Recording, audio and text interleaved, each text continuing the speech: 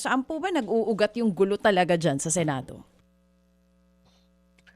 Ah, Una-una yung Senado kasi 24 na tao yan na parang maliliit na presidente yan, ano? Na yung kanilang constituency, yung sumusunod sa kanila buong bansa. So talagang ang feeling nila, yung kanilang opinion, hindi nila kailangan na idamay sa ibang tao yan. Pero talagang dahil sa eleksyon at dahil sa naging flood control issues natin, medyo uminit talaga. Kasi aminin natin, ano, may iba diyan na humaharap ng kasong grabe, no? Na sa mga darating na panahon. Kaya talagang medyo umiinit talaga yung usapan. Nawawala nga si Congressman De La Rosa ngayon dahil ayun, dadalhin nila ulit sa ICC, mga ganon, no? So, yan siguro ang pinagmumulan talaga na kung bakit napakainit talaga ng atmosphere doon. Malungkot yan tignan, ano? Sana, Mhm. alam mo, kung may kasalanan yung tao, dapat kasuhan, kasuhan mo na. Huwag na lang pag-usapan ng pag-usapan, pag-isap pa, mga ilang buwan na wala pang resolusyon. Ako naman, ang paningin ko dyan, sa totoo lang, mga legislators ito, para mo i-charge yung legislator ng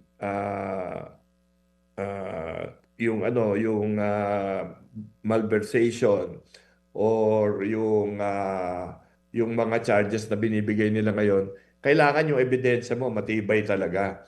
At sabi nga natin justice delayed is justice denied. Mas mabilis sana magkaroon ng conclusion nito kung talagang grabe yung kasalanan nila, di pa nagutin na.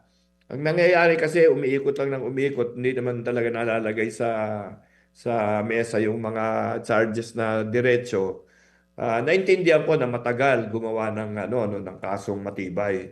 Pero siguro dapat tapusin yan para mawala na yan sa isip ng ating mga senador. Kasi paano ka naman mapapanatag ng kalooban dyan kung hindi mo alam kung anong araw lalabas yung warrant of arrest mo, biglang ma-hold departure order ka, biglang ma-seize yung assets mo, di ba?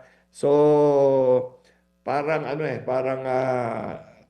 mahirap talaga makitang manahimik ang Senado kung ganyan ang atmosphere. Oo, sorry, hindi ko masyadong makuha yung punto niyo, sir. Paano po ba?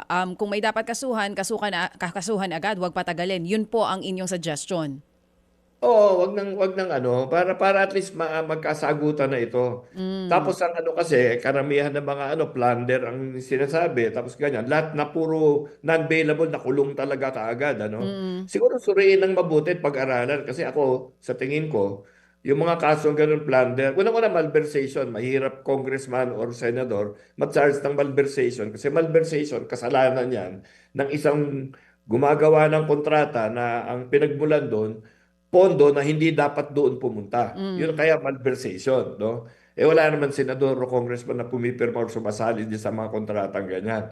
So the other one, sabihin nila plunder. Para mo sabihin plunder, kailangan ipaliwanag mo na nakisabwat kami or sino man senador, congressman, doon sa mismong gumagawa ng kontrata. Wala pa akong nakikita na ganun na klaseng ebidensya lumalabas, no? Pero yun ang lumalabas ng mga charges kasi walang bail yun. Kulong talaga yung mga ganon, no? So sana suriin ng mabuti at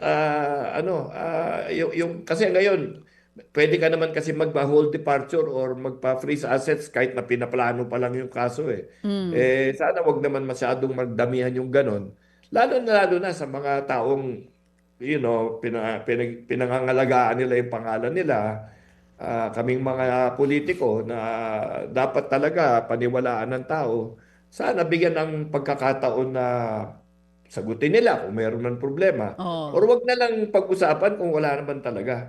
Mga kapatid, patuloy po kayong tumutok sa 105.9 True FM para sa totoong balita, impormasyon, music, and entertainment. Mag-subscribe sa aming YouTube channel at podcast at sundan nyo kami sa Facebook, Instagram, X at TikTok sa True Network PH. Bisitahin din po ang aming official website, truefm.ph. At panoorin din kami sa True TV Signal, Channel 19. Kami po ang 105.9 True FM. Laging true sa'yo, kapatid.